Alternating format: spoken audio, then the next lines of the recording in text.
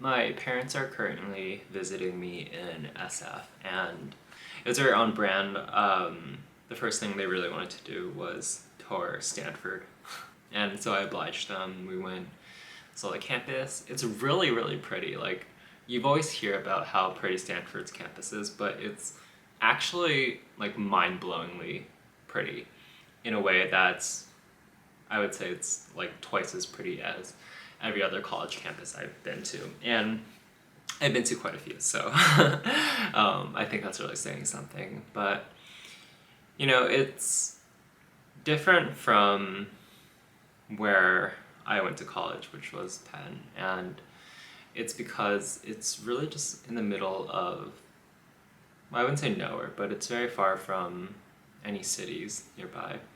Even the houses nearby are mostly just residential. There aren't any city centers, and because of that, the campus is very large. It feels like it's isolated from the world around, and I was just thinking how back in high school I really wanted to go to one of these types of schools, just a college in the middle of nowhere, maybe with like a super small town nearby. And I was thinking specifically how that ended up not really working out because I didn't really get into the schools I wanted that, fulfilled this type of dream. Like, I didn't get into Dartmouth or Cornell or a lot of these like liberal arts colleges I also applied to, like Swarthmore, Williams, and I was just thinking how my decision to go to Penn eventually was literally because I felt like it was just the best school I got into at the time. I think that my choice was the correct one, but it was also just kind of unfortunate that I wasn't really selected into a school that would have enabled me to have this kind of like idyllic, dark academia vibe where I can just really focus on studying, not really pay attention to what's next to me, and not really just exist in this kind of indifferent city campus that I feel like a lot of city schools have. And it got me thinking that part of life is just what you want to do, but then there's also a very large portion of it which is what kind of environment you get selected into. Like the when you're applying to college and when you decide what college to go to, you kind of have to do a mini max function, right? Like school prestige does matter. It helps you get certain jobs out of college, and I think that's pretty important. Like, I don't think I would have, found my way to where I am now without going to Penn. But on the other hand, it's like, I think I didn't really want to go to a city school, and it's weird that that's just how it worked out eventually. I could have gone to one of these liberal arts schools, but I didn't really get into a good one. Like it was just some generic liberal arts college in like the middle of the American South, and I think I would have been okay there, but I don't think that it would have given me the opportunities I wanted outside of college. So that was my rationale for at the time for deciding Penn over some liberal arts college in the middle of nowhere. And the decision was very easy for me in the sense that I didn't really need to make a choice, but if I did get into, a really good liberal arts college, then I don't know, I think things would have been a lot different. I think I would have had to make a conscious choice as opposed to just having the choice already been so obvious that I didn't have to make one. And yeah, I don't know. I think in college I didn't have a great time, and I think part of it was because it was exactly what I expected, that, in a city campus, people are a lot more, active, they're less kind of intellectually slash academically oriented. College is more about the experience as opposed to the knowledge acquired, and I knew that coming in, but it was also an experience that was necessary to happen in order for me to get, what I wanted from my college experience eventually. I think that in many ways, going to Penn made my life a lot easier, both in terms of recruiting and like during college and also out of college, but it wasn't the personality fit that I wanted it to be. I was just thinking how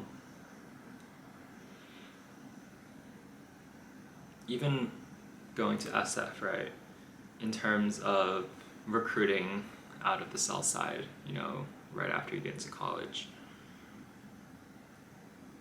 so much of it is just due to chance. Like where are like hedge funds oriented in the United States? You have a lot of them in New York, some in Chicago, in SF, in Miami, and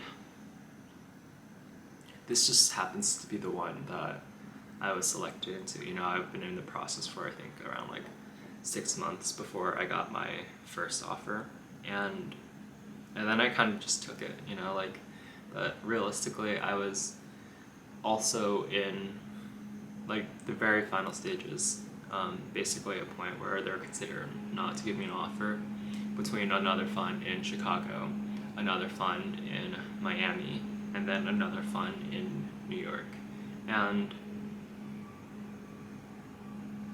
it's just so interesting that the fund I'm working for right now, it was just the first one to give me an offer, and I didn't really, try to negotiate the offer with the other firms. I just decided to take, what I can get.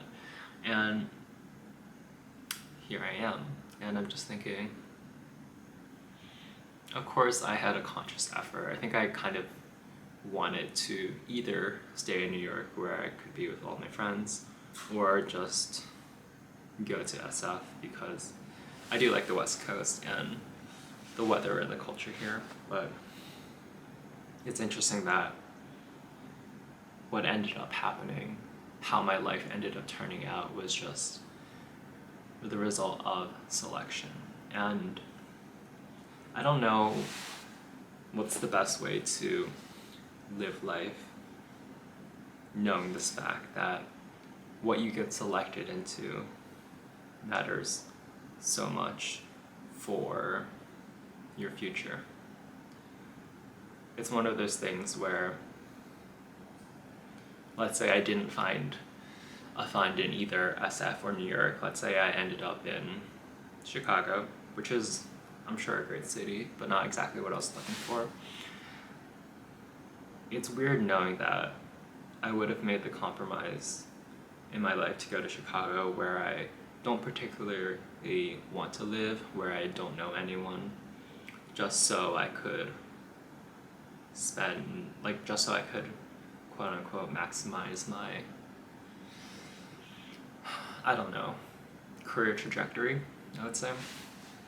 And that's always been the priority for me,